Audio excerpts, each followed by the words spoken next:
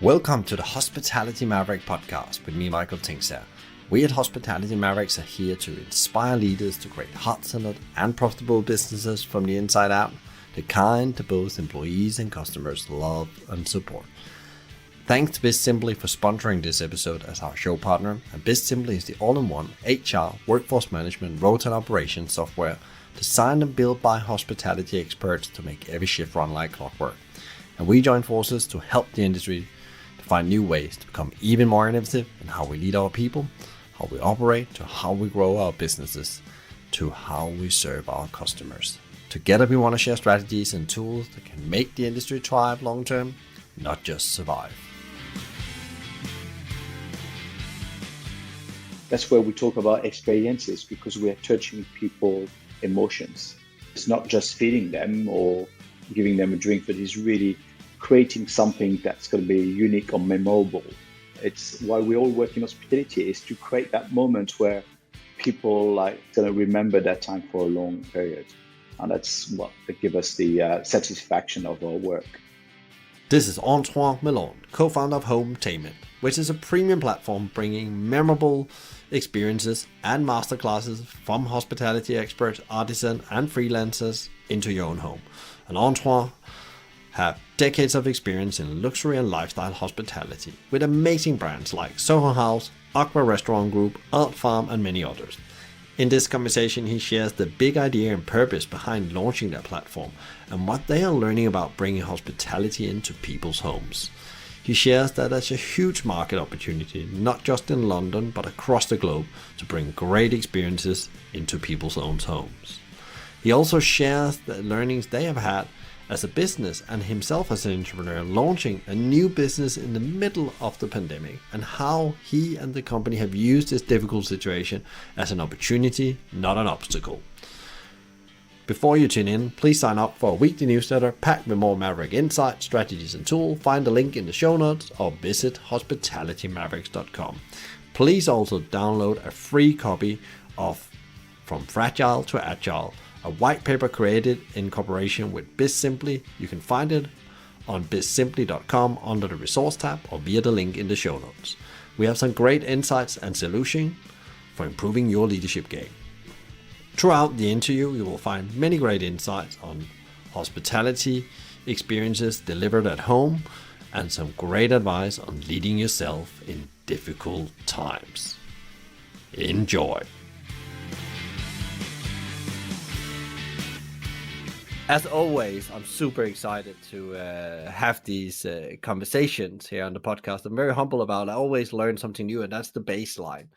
No matter if I know a bit about the subject, I always need an angle. But today, it's a bit like looking into a black box in a way. I have some understanding, and I can see that doing things at home or entertaining at home becomes more and more a trend. People want to create experiences at home, and I talked with Antoine, today's guest, about it before we went on the show, that I went to an event over the weekend with some friends where they really put on a show at home, which normally would be something we enjoyed in a restaurant. So we're going to be talking about HOMEtainment, or whatever we call this new market, because I'm not sure, and the opportunities within that, but also about that launching a business in the midst of all the craziness that's still going around in the world. Pandemic or no pandemic, I don't know what we call the times we're in. So I'm super excited about really going to go on a learning journey today. And for that, we have a great guest, Antoine. Welcome to the show. I'm really excited about we finally got here to have this conversation. Yes, thank you, Michael, for the invitation. I'm also very proud to be on your show and be able to explain about HOMEtainment. So let's start from the top. So there's a story, of course, there's your story. And then the story of you launching a business recently. You're in startup mode. Can you tell a bit about your background and how that led you into actually launching this business about creating better home experiences? Okay, so I'll try to make it short. I've been in hospitality for 25 years. I was born in Lyon, which is quite a famous town in France for its food. It's quite foodie. And despite I was supposed to be a jewelry maker, because my family has been making jewelry for 160 years, My parents were bringing me to restaurant at a very early age, and I was very lucky to celebrate my seventh birthday at Paul Bocuse, which is a famous three Michelin star. Unfortunately, he passed away a few years ago, and he had three stars for more than 50 years, the only chef in the world. And I went to his restaurant. I was seven. I had a full degustation adult menu. I ate everything. I remember every single dishes. And at the end of the meal, he came to the table to say hi and wish me happy birthday. He took me to the kitchen, and I was so impressed, obviously, with the brigade and the professionalism and the execution and the attention to details that when I came back to the table, I said to my parents, "This is what I want to do." I was seven, which is I feel like I'm very lucky to know at a very young age what I wanted to do, and they've been very supportive. And I went to Lausanne Hotel School, which is the oldest and the best hotel school in the world in Switzerland. And since that, I've been lucky to work in 11 countries around the world.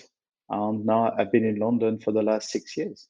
And out of that journey, you created a startup that was trying to close a gap or solve a problem in a new growing market, which came out of the pandemic. Really got it was already there before the pandemic, but really became a bit more mainstream with the pandemic, where people were at home and restaurants, hospitality businesses, food businesses, entertainment had to connect differently with the consumers at home. So the way it started is I came in London 6 years ago to join Soho House, where I was the UK director for nearly 3 years, in charge of all their restaurant members club hotels. I started a new job just 3 months before the pandemic hit. And like many others, unfortunately, as I was the last one to arrive at a senior role, I was made redundant. So the first lockdown, I went back to see my family in Provence, and I was talking with a childhood friend who's also co-founder of HOMEtainment, and we were trying to think about what's going to be the next consumer behavior. What is the um, new consumer behavior that's already started, and what maybe the COVID will accelerate rather than just create. And we felt the at-home market was something that was already existing, where people are bringing out-of-home experiences into their home, such as and people now are having massage at home. People are watching movie at home. People are doing spinning at home. We can see that things that we used to do outside, people now are doing it indoor because they feel much comfortable. Of course, you don't have the pain points of the transport, traffic, and so on. Of course, to be able to bring that expert into the home, it's much nicer.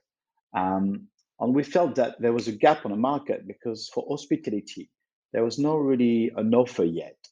There is a couple of chef platform, but not something that offer just not only the chef, but the whole hospitality, which is the food, the beverage, the music, all these artisans, people that work around the industry, the florist, um, the uh, yeah, the thinking flowers, I'm thinking the crystal, I'm thinking the tarot, the magician, all those people that participate in making hospitality fun and entertaining or educational. Because we have a lot of masterclass where we teach people about whiskey, about pasta making, sushi, how to make a beautiful bouquet, a Christmas wreath, etc. So that's how first we were trying to find what was the gap, the new consumer behavior.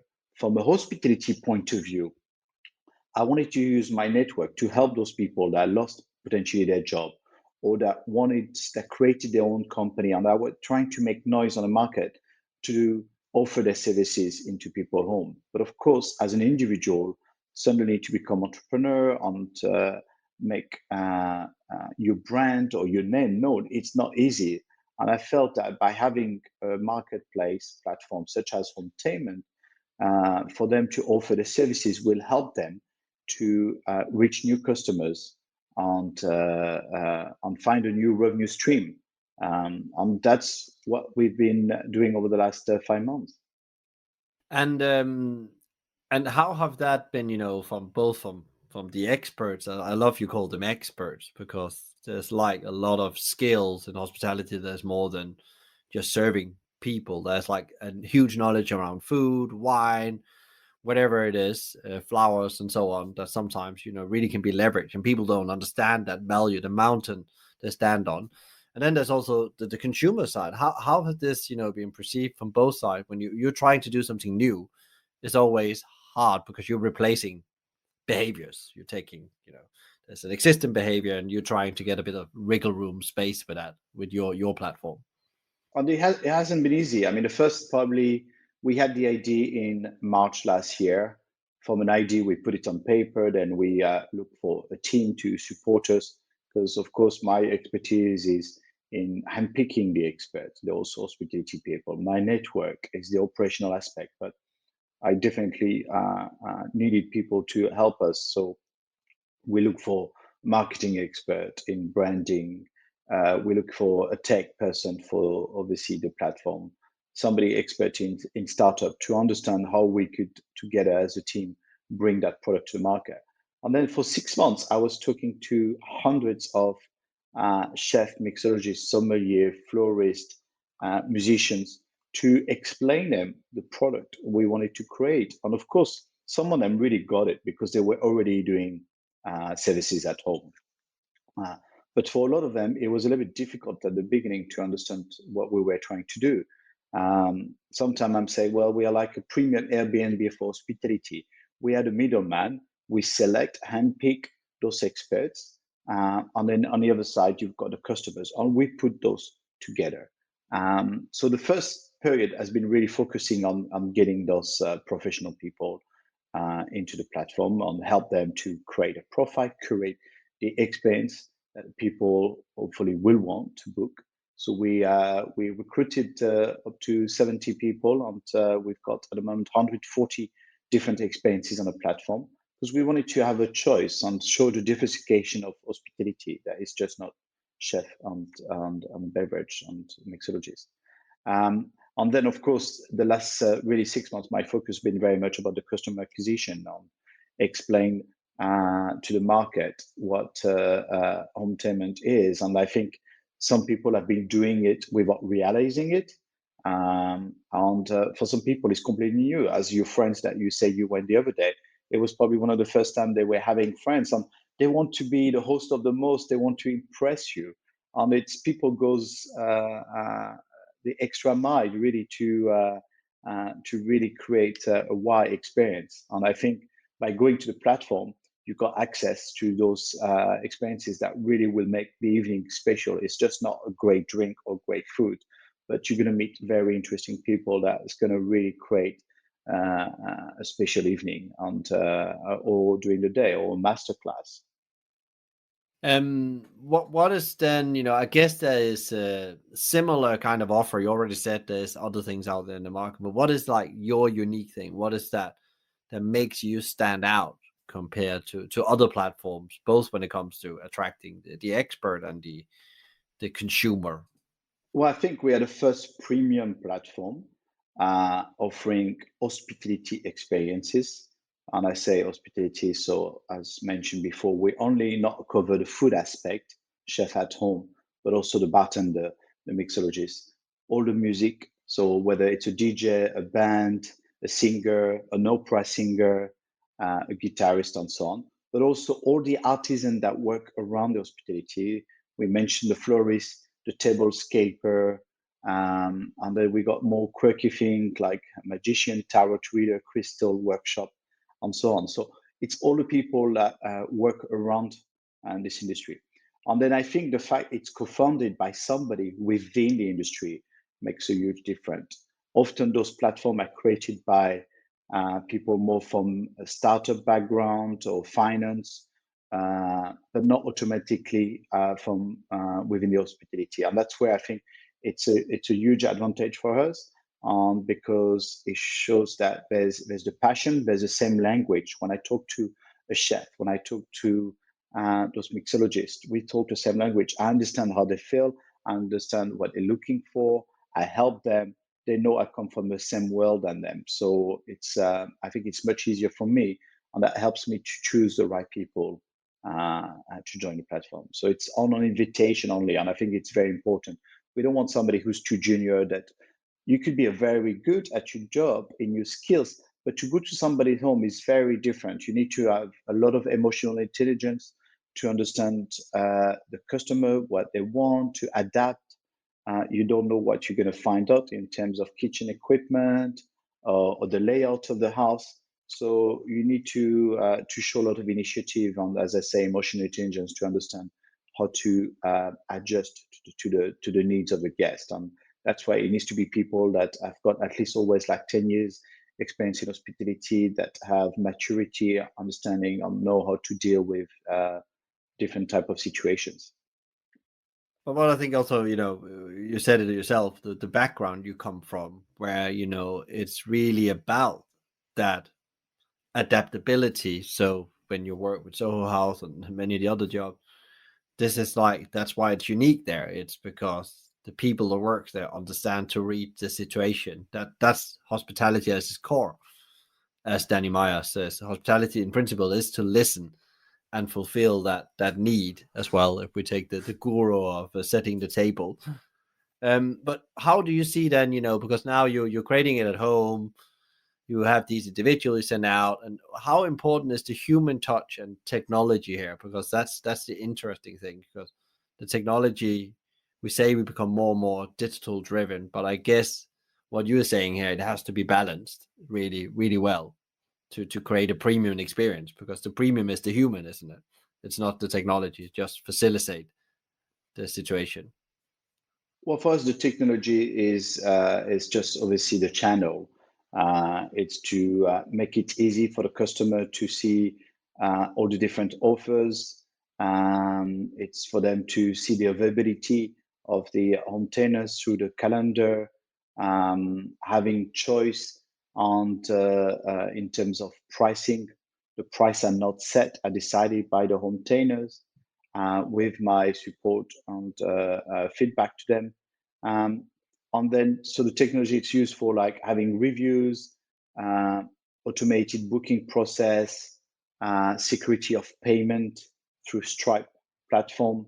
So it's really is to use the technology to make it easy to take all those back and forth that eventually you will have if you're calling a private concierge, for example, or catering company. What typical happens when somebody goes on the platform and they, I guess it's very bespoke what's happening, but what is like the normal journey? Because normally if you had to do this in the old days, because I've only seen it from the part where I had to organize events, then you either need to have an event manager, which is very expensive, or that has a cost, definitely. And then you need to call a lot of people, and there's a lot of organization, a lot of websites. But how is the experience for the consumer? How fast can they put together this curated experience? Well, it could take you 3 minutes to book a chef for a dinner party. But if you want something more bespoke, it would take obviously a bit of conversation with the home trainer. You can have a chat directly with them, or you can ask for or the team support through a chat box. And I've got people asking me, oh, like I've got the army the other day that contacted me that want to do a Christmas party for 100 soldiers and they're looking for mixologists. So this one was a little bit more bespoke. As well, we launched it recently, HOMEtainment, which is obviously experiences into the office because we feel like a lot of small company, medium size wants to bring back the staff into the office. I think they struggle with that. So to do some experiences for them into the building, into their offices. So for that, it's obviously a little bit more bespoke. So we got a person fully dedicated to HOMEtainment that can create a bespoke offer. But otherwise, you go on a platform. I want a chef. So okay, you look at the chef category. You will have probably 40 different type of experiences. You can select by price, and then you just go into the calendar, choose the date, choose the time you want, the number of people. It will tell you the price, and then you can make the booking, process the payment. The chef will receive the full details of where the customer is, at what time it is, and then they can chat if there's any details about special occasion or allergies, for example, on via the platform. And yeah, we had so far 700 very happy customers in the first 5 months. So we passed the pre-revenue startup to a post-revenue, and but we still, I would say, MVP stage, where proof of concept. But definitely in the last few weeks as well, I think we turn a corner where we're getting quite a few organic bookings, which was obviously our main focus until now. It was more like friends and family, and then a larger network. And now, finally, thanks to all the effort we've done with the team, we're starting to get people that didn't know us from before and that heard about us or find us through Google search, and are booking directly on the platform without any intervention from us, which is amazing. And that shows that it can be scalable, because obviously that's the whole point, that to be able to tap to a large market. Yeah, and I guess the whole, the office experience and making food the center, or a hospitality experience a center of coming into the office or coming together is very powerful. You know that, and I know that for a fact, that's why people love great hospitality, because it actually makes them chill out and have these conversations that's meaningful for them in a way. And if you can be part of creating that, then the massive value adding in culture building. Well, especially I think it's people with what happened over the last 18 months have been missing human connection. And we know that hospitality, food, beverage, and so on touch people's heart. It's always have your best time around a table with friends or with colleagues, and when there's full food and great food, great beverage, great music involved. And that's where I think that's where we talk about experiences, because we are touching people emotions. So it's not just feeding them or uh, giving them a drink for their first, but he's really creating something that's going to be unique or memorable. And I think it's why we all work in hospitality, is to create that moment where people, like when they finish, they say, "A big thank you. We had such a great time," and it's going to remember that time for a long period. And that's what give us the satisfaction of our work. You touched on before as well, the scalability, the opportunity in the market. So how big? Because as an hospitality leader, you're looking now at your business. If you just thinking about how do I create revenue streams, and we talk about omni-channel is the new word in hospitality, actually born from retail. But again, how do we sell before they actually hit our restaurant, or if they've been in our restaurant or our venue or in our club or hotel, how do we actually sell more to them when they leave, so we stay in touch with them? And that's maybe lower price value items and so on. And this is a similar new revenue stream that can be used by them. But how big is it, the at home market? Because the interesting thing is, I've heard there's two camps. There's people that's continuing developing this. They've used the pandemic as an MVP, if we stay in a minimal viable product, and they continue developing this revenue stream. So it's not there where it helped us, it gave us revenue, it's not profitable enough, but we need to find a way to make it profitable, because we can't just rely on people come to our sites. And then there's other people say, no, we stop doing that. We're just going to focus. The market is not big enough, they say. Let's hear it for somebody. You must have studied the market and looked at the potential. Well, it will be insanity to start a business, I would normally say. So what do you must see an opportunity within this that's huge. So we did our calculation with we did a lot of research, market research.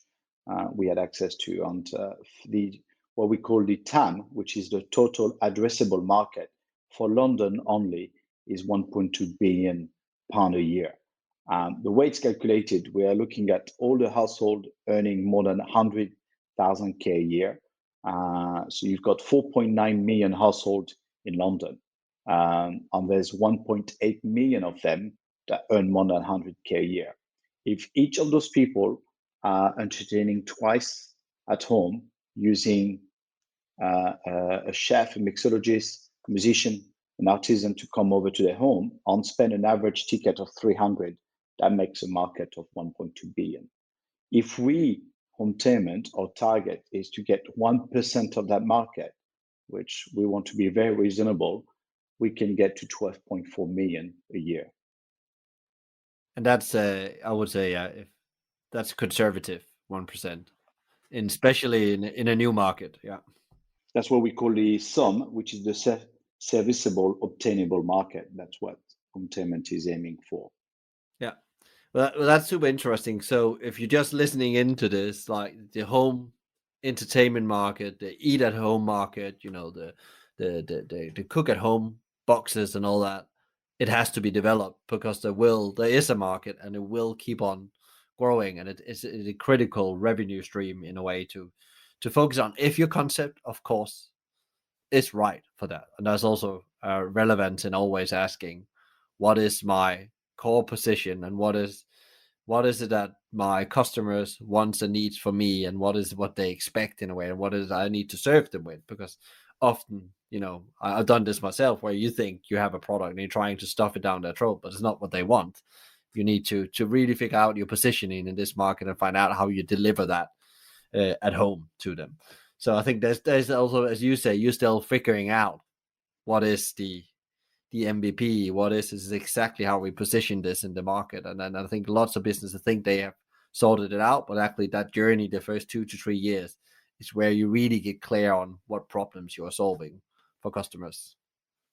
Exactly. And our vision is to really also work with restaurants. At one point, at the moment, we all know that everybody is struggling with staff, so there's no way that they have the capacity to send people into home. But in the future, and already I'm starting to have some conversation with some restaurateur, where the idea would be to have you prefer a restaurant that can send you a chef to do a private dinner for you and your friends, rather than you going to that restaurant because you cannot find a nanny, or it's a too long way for you, and there's a traffic, or there's problem to find Uber, etc. So you decided to bring that restaurant into your home. And why they will use HOMEtainment is because it will be the premium platform where all the quality restaurants in London have their offer, rather than just having on their website, which is one channel, but also having it on HOMEtainment, where there will be a large selection of premium restaurants offering their experiences at home. Because at the moment, the problem is a lot of noise on the market. Everybody's doing on their own, but there hasn't been yet a platform that bring handpick all the quality ones. There is for delivery. There's obviously Supper on Deliveroo on Uber Eats, but not for the physical experience at home. Which obviously the cooking kit on food delivery at home has exploded during the COVID, and it probably has lowered down now that everything is reopened. But people want more than that. You just don't want some packaging from a helmet guy handed over at the bottom of your staircase. It's not a great hospitality experience. The food might be okay and pretty good, but it's not the full shebang, if we can say. Whereas HOMEtainment will bring you just that human connection, that professionalism, and that person that will deliver not only great food, great drink, but amazing experiences into the comfort of your home. So rounding off the conversation about the market, so you operate primarily in London now with the platform. That's correct. Within the M25. Yeah, and within the term 25, and the plan is, I guess, to expand beyond that as you prove the model. Yes, I think we after London, we like to go after some key European cities. Obviously, we're thinking like Paris, Madrid, Amsterdam, Milan, all those key cities where obviously there's a large population, a large selection of hospitality experts to deliver those experiences into the home. Yeah, because that's interesting. You're both looking at that. You have the capacity and the demand as you scale your business up, and it's probably even London market is if we could prove success in London, it's probably one of the most difficult market, because as we spoke about earlier on, it's not automatically in the British culture to entertain at home. It's more something that comes from other countries. You say in Denmark that you do that very often. In France as well, you obviously go out a lot, but I remember my parents inviting on the weekend. They will never go to a restaurant. They go to a restaurant during the week. On the weekend, they will entertain their friends at home, or one of their friends will invite them. And people go always the extra mile to receive kind of show off in front of their friends. It's always the one that's kind of fun, the most original thing to do. And again, Hometainment has a lot of original offer that will make you the host of the most that people will remember. Much better than just inviting your friends into a restaurant where, okay, you just paid a bill, but you haven't, apart from making the booking, you haven't done much for that special evening. But if you bring an amazing chef, if you bring a mixologist that will create beautiful cocktail, if you have an opera singer that comes for 10 minutes to sing before your dinner, your friends will be, wow, what is that? That's amazing. What an evening. Yeah, and I think guess also because I've been to a couple of family events recently as well, where there's been either celebrate 60 years birthdays or big family, where it's a bit like where you come to a place where you can't buy them anything anymore because they already have everything. But if you can bring the that experience into their home, and they didn't expect it. I've just as somebody that invited a guitarist in, and it was like very like a special song and stuff like that. And it just like it's that's what actually we want more of after the pandemic. We don't want more stuff. We want to have these moments where we're together in that room and that special thing happened, even though it was 3 minutes or 5 minutes. It doesn't really matter. It's I that like that. key. I didn't think about that actually. As a guest, to bring the Hometainment experience as a surprise to the host. I love that. Yeah, of course. We should have thought about that. Because I was thinking about that because I'm going to something in the weekend. Not here, actually. I'm going back to Denmark for celebration. And when we've been trying to organize something, and it ends out we'll do something ourselves because it was too encompassing to do between three people. And if we had a platform, we would probably have gone on that and said, "That's the thing we're gonna do for them." And it's for my mom and dad's 50th anniversary, so they have everything. They don't need more stuff in a way. They want to be together with their close family, and they want to have that day as a memory. That's it, and that's what it's about. We could have brought you, for example, we have a painter that created an experience where the other day he went to a company 10-year anniversary, and he created a frame of the painting which represent the word of mouth because it's a referral marketing company. And then each employee participated in finishing, in coloring all the canvas, and now that painting is in the hallway of that company. And it could have been somebody like painting your parents for their 50th birthday, something really special. Yeah, yeah, yeah. So again, like we're just sitting here, we already came up with a new opportunity for hospitality to create revenue because you might even be able to facilitate that in your restaurant because they booked out this group room or whatever, and then you can make these add-ons because you have a platform like yours. So now taking on from the business, the market, the great opportunity we see here, and we both get a bit excited about now what could be done. What you've gone through an incredible, couple of years. You said you're changing job just before the pandemic, made redundant, and we all experienced this differently. And one of the things I've been really interested in talking with people, not only the podcasters, the people I meet from my network, is actually what has been most significant learning in all this, because we all talk about we take something out of this, but what is your most significant learning? Well, to follow your vision, to be passionate about what you do, to surround yourself with like-minded people, experts in their fields, um, and stay positive.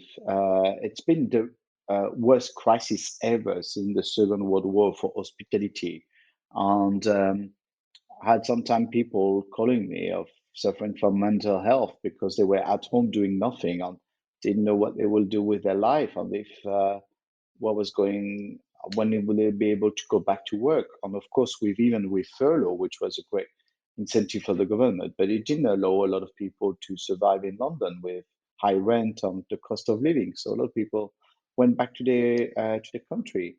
when I work at Soho House, we had, I think, 60, 70% of foreigner. Only 30% of 2,500 people were British. And a lot of those people are now back in Spain, Italy, Lithuania, and so on, and they haven't come back. That's why there's such a huge shortage.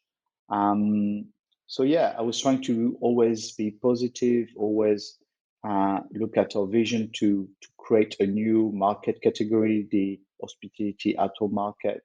And yeah, you have to self motivate yourself. Luckily, I'm not on my own. I've got a great co-founder. We got a great advisory board, and that's been very helpful because, of course, yes, sometimes you're like, oh, what am I doing? Am I crazy? Am I the only one thinking is the right thing? Because you realize you have to convince a lot of people that this is the next big thing. But I think there's a lot of people when you explain what we're trying to do that says, "Wow, that's smart. Definitely, there's a gap on the market. There's a need for it. There's no one yet." So it's very encouraging. I think best time is like when I explained, about those that couple I went on Saturday, two Brazilian that just again they came back from London from Portugal where uh, they were doing a supper club, didn't really work, come back to London, don't want to go back to hospitality to do 15, 18 hours shift. They work in Michelin star. They're really great quality chef, very nice people. They reached out to me and said, "Oh, can we be on your platform?" And I said, "I'd love to meet you. I need to try your food. Obviously, we need to go through the whole selection process." And they cooked an amazing lunch for me last Saturday in their home, North London. Went to see them, and it was so for me emotional because it's exactly one of the reasons that we created HOMEtainment is to help those people to make a voice and to find new customers on the new revenue channel. And I look forward to having them very soon on the platform because they really cook beautiful food. So it's interesting to hear that thing that you actually you're driven by your purpose in a way, and you come back to that all the way through the journey that I just have to follow my purpose here. I need to do this, and now you're starting, as you said yourself, to see some traction. You had an idea, exactly, it's coming to life now, and it must give a great satisfaction when that happens. I know that for myself when you set yourself out to do something. So that's really well done, I think. But how do you keep you said yourself, you talk about positive mindset. How do you actually, because one of the things I'm really fascinated about is see how resilient people are, especially hospitality people. What, as you said yourself, it's been a tough time, and still is. How do you show up every day in the right, impact zone, if we say so, to do what you need to do to move forward? Well, I have to say, it hasn't been easy. And like many people, I think for me, last quarter, like last winter, January, February of last year was very hard. We work in hospitality. We love to be surrounded by people, and to be on your own in a winter in London, trying to launch a new business, a new idea, was very hard. And there's definitely some days where I was not feeling my best. So I started to do some meditation, starting to read a lot of book about spirituality.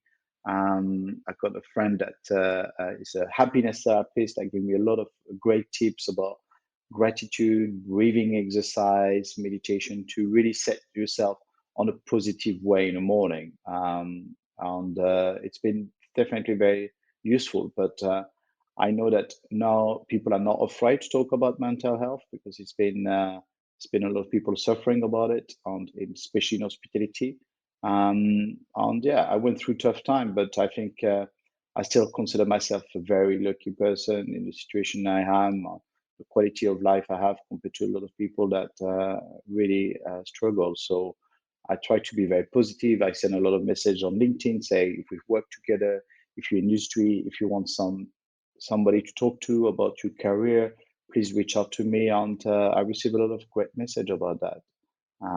So yeah, there's been some tough time, but I think it's all about self motivating yourself, set yourself on a positive way in the morning, doing some body exercise all the time. I do some stretching exercise every morning to really set the tone for the day. And then I'm very lucky that I've got some very good friends that have always been around in my bubble during that time. And we were doing hosting dinner in our bubble. Everyone every Friday had to host the others, so everybody was going the extra mile to cook an amazing meal, and that was the only thing we were looking forward during that time. But I love the thing you said, and it was funny. It was my mentor made it very clear the other day that the best way of actually creating, making you feel good with yourself and put yourself in what I call the impact. So it's actually by pouring good stuff in other people's bucket, he said. And that's the principle what you did. You helped other people. And actually that actually sometimes set you up, because now you put yourself there. You have to be there. You have to be there for them.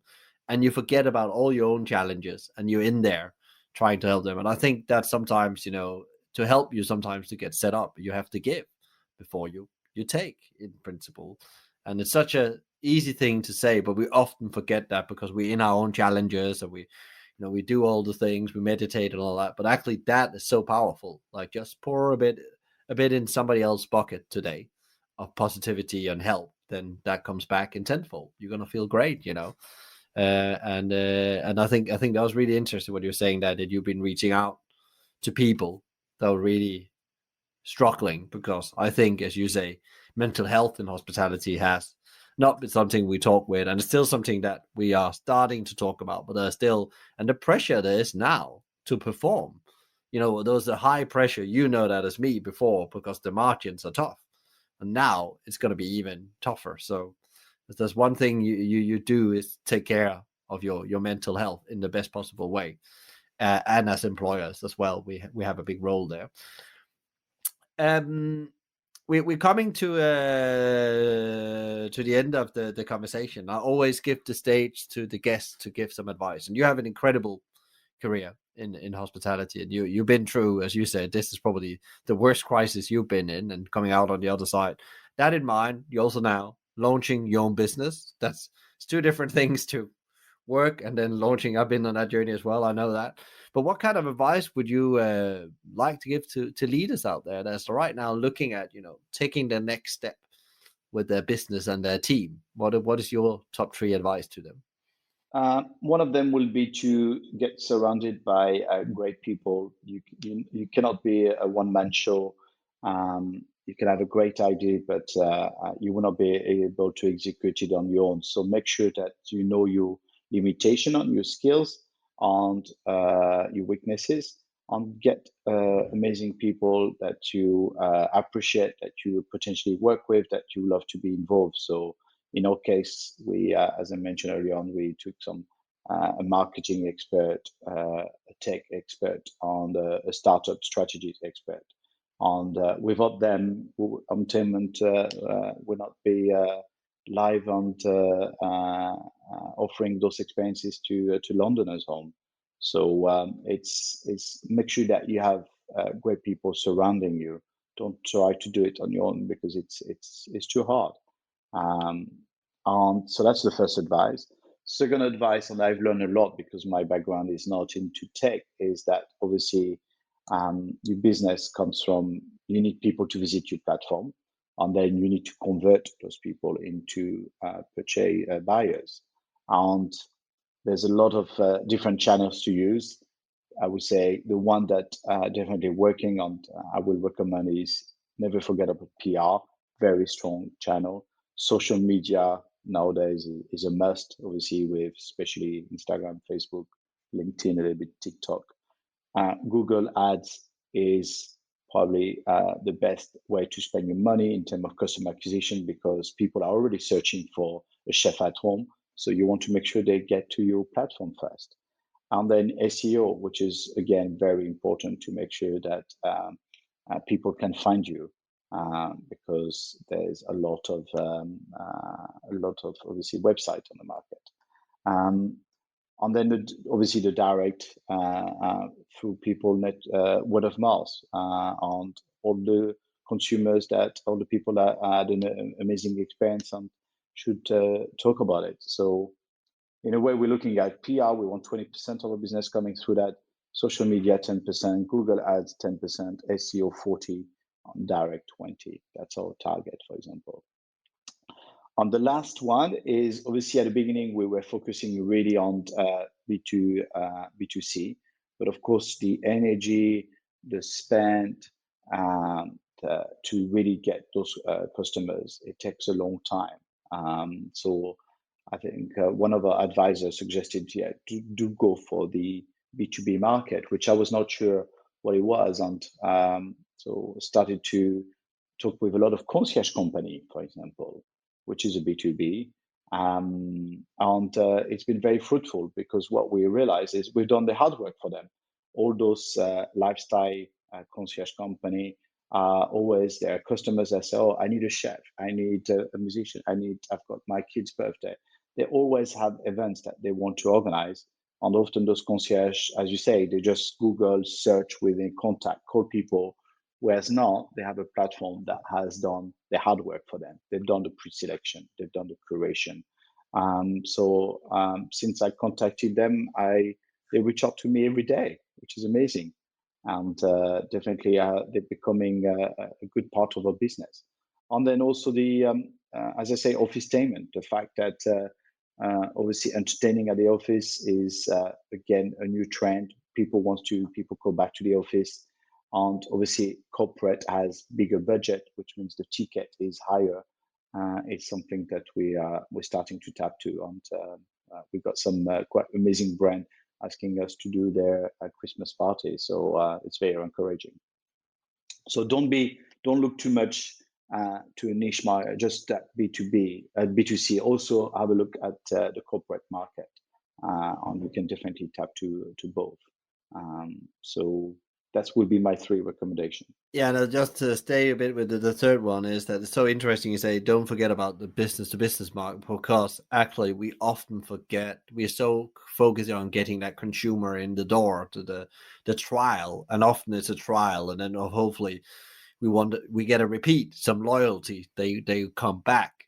But it's, as you say, it's so hard just to drive your revenues and that, and that's such a missed opportunity sometimes to develop your business to business, and it means that you need to do the effort to get your business into. But again, it's definitely worth looking in as a revenue stream in periods where maybe it's a bit low for you, because these companies are looking for different things out there, and maybe your restaurant or hotel can create that experience they're looking for. They're not just aware of it because you have in a way positioned it to them. You said something interesting in the beginning, which I think it's about the reality, bringing in advisors, put the right people in, and actually being humble about your I always turn around and say your strengths. Do you know what your strengths are, so you can cover the other area, where you get energy from as the founder. I think you're very clear about where your energy is selecting and curating and getting the nuts and bolts of the business running, where marketing, where a blind spot. Is it also your view, your experience? We often in hospitality, we want to do it all. We want to do it all ourselves within a company or as an individual leader. We need to be good at everything. We call ourselves a Swiss Army knife, but I don't think always that's a positive. Actually, we need to be more aware about this in the new world we're operating in. Paying there's a price to pay for an expert, but that price comes so many times again when you get it right from the outset. No, 100%. I definitely, my expertise is into conceptualization, operation, selection, and I'm a people person, so I'm very good with the customer, very good with what I call the HOMEtainers. But all the marketing aspect, the technology, the SEO, I've learned so much thanks to the people that work with us. But yes, you need to know where your skills are, on making sure you surround yourself with experts in their fields. Don't do it on your own. You cannot be a one-man show. It's too hard. And often, unfortunately, you will not have the energy to sustain the months of where you need to prove your MVP. Yeah, and the last thing I want to touch upon in your advice as well, I just want to reiterate this. I talk a lot about this on the podcast. Is you said PR is very powerful. It's because the stories, and I just want to say that, like, if hospitality business out there, people are hungry for for stories. They need stories. They need to connect with something, believe in something in part of their life. And everybody has a story that connects with somebody. It doesn't connect with everyone, but it connects with your super fans. And you need really to work on that story and get out there. And especially we talk staffing crisis. You need really to tell that story about why this is a great place to work. Even if you say it's not enough, you need to get these stories out. Yeah, because if it comes from you, it feels like a hard sell. If it comes from a third-party newspaper, people are like, "Oh, okay, that's interesting." They see that it's more neutral on, it's a magazine, newspaper, online that they follow and they trust. So definitely don't underestimate PR and making sure it's part of your strategy. Good, good. Thank you so much for spending the time today. I know it's a busy period for you guys as well, as you said, like Christmas is ramping up. I can imagine a lot of last minute stuff, Yes, which is 100%. good. That's the business you're in. But where can people, if they're sitting now, let's say they're sitting and I need to get something booked in 3 weeks time and I haven't got it done. Where do they go? So they go to www.hometainment.com. So HOMEtainment is the combination of two words, home and entertainment. So home, HOME, and then tainment, TAINMENT.com. There's 140 experiences. If you don't find the one you want, please reach out to me on the team through the HubSpot chat, and I'm sure we can find what you're looking for or can create the exact experience that you need. So yes, you can find us as well on Instagram, on HOMEtainment by Antoine, and then LinkedIn, Facebook, on TikTok.